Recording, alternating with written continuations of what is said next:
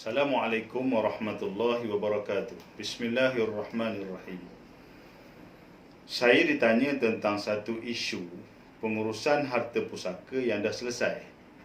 Si mati ini meninggalkan rumah, meninggalkan tanah, meninggalkan aset-aset yang besar, yang mana pengurusan pusaka diselesaikan melalui bicara kuasa. So kita anggap tanah tu dah selesai, turun kepada waris-waris. Rumah pun dah selesai, turun kepada waris-waris yang berhak. Cuma persoalan yang ditanya oleh waris ialah benda-benda yang kecil. Contohnya barang-barang yang ada dalam rumah itu. Contohnya tanaman pokok-pokok yang ada di atas tanah tersebut. So apa isu sebenarnya ataupun status sebenarnya benda-benda yang disebut tadi? Perabot dalam rumah, pinggan mangkuk, pakaian. Contohnya si mati ada alat-alat bertukang, alat-alat berkebun, goloknya, parangnya, cangkulnya. Mungkin si mati ini aktif bersukan, dia ada alat-alat sukan, dia berkebun, dia ada pokok-pokok yang dia tanam dan pokok itu mengeluarkan hasil. Maka apa yang patut dibuat oleh waris dalam isu harta-harta ataupun benda-benda yang kecil tadi.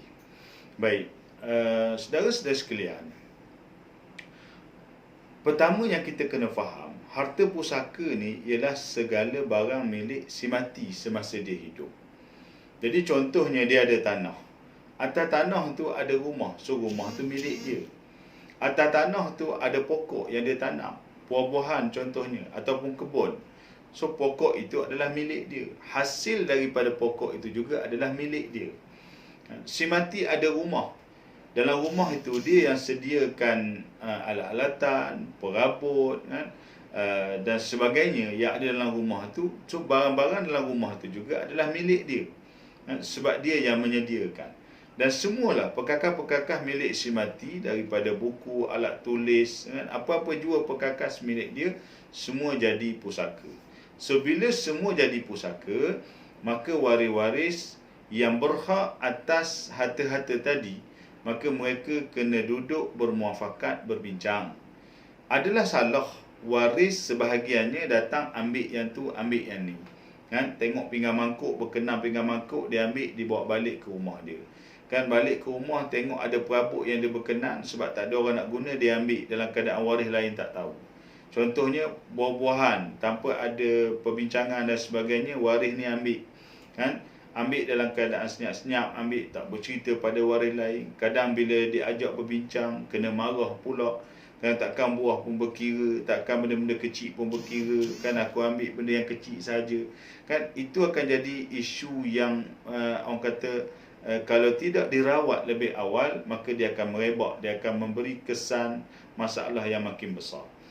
Baik, pertama yang kita kena faham, dalam situasi begini, bukan tanah, bukan rumah sahaja yang jadi pusaka. Semua benda yang berkait dengan rumah, yang berkait dengan tanah tadi, sebagaimana yang saya sebut, pokok, buah-buahan, alat-alat dalam rumah, semuanya jadi pusaka. Kalau sekiranya tanah tu telah diagihkan kepada waris, mengikut kadar-kadar faraid masing-masing, sudah ada bahagian-bahagian atas geran tanah itu, maka hasil daripada tanah itu juga perlunya, sepatutnya mengikut hak-hak yang tertulis dalam geran tadi. Maka hasil yang keluar pun agihannya sebegitu. Tidak boleh, contohnya ada seorang ambil hasil itu, manfaat untuk dia sendiri yang makan, bagi pada anak, isteri, suami dan sebagainya, sedangkan adik-adik lain tak tahu, tak bincang dan sebagainya, maka ia menjadi satu kesalahan. Dan begitu juga perabot, alat-alatan dalam rumah, mesti dibincang, mesti duduk bersama, dan buat satu keputusan. Dia sebenarnya tidaklah menjadi satu kepayahan ataupun sampai satu tahap waris nak berkira setiap harta yang ada. Harta satu pen, sebatang pen pun nak berkira nilai, nak dibayar dan sebagainya. Tetapi sebenarnya kaedah yang terbaik, yang sebetulnya mengikut hukum syarak, ialah waris kena duduk terlebih dahulu bersama, berbincang satu. Contoh, ada pokok, ada buah-buahan, ada tanaman.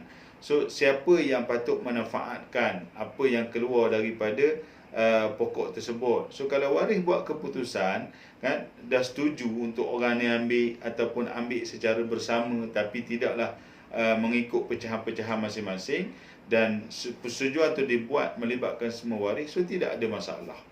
Yang jadi masalah sekarang ialah adanya sebahagian waris, individu tertentu yang bolot ataupun yang memanfaatkan harta tadi tanpa dibincang dengan waris lain, tanpa dibagi tahu, tanpa diceritakan, kan, dan seolah menganggap benda tu benda yang kecil sahaja, kan, kenapa nak berkira sangat dan sebagainya. Dia bukan macam tu, kan, sebab kita tak tahu sebenarnya apa perasaan waris-waris yang lain. Mereka merasakan mereka ada hak, so nak ambil hak mereka, mereka kena bersetuju, kan. Nak ambil barang-barang peninggalan si mati, waris-waris lain kena bersetuju supaya tidak berlaku pengagihan harta si mati dengan cara yang batil, dengan cara tak betul.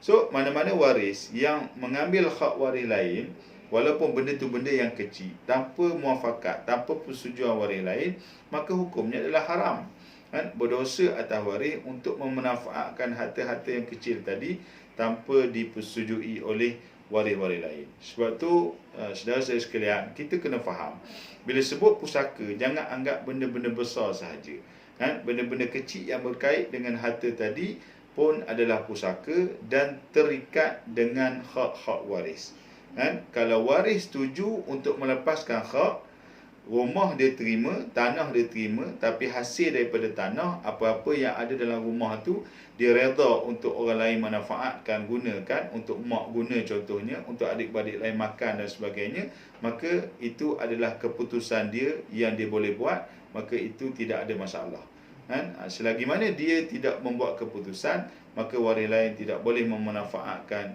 dengan sewenang-wenangnya. Mudah-mudahan kita memahami tentang status harta pusaka ini dengan kefahaman yang terbaik. Aqulu qawli hadza, astaghfirullahal azim li wa lakum. Wassalamualaikum warahmatullahi wabarakatuh.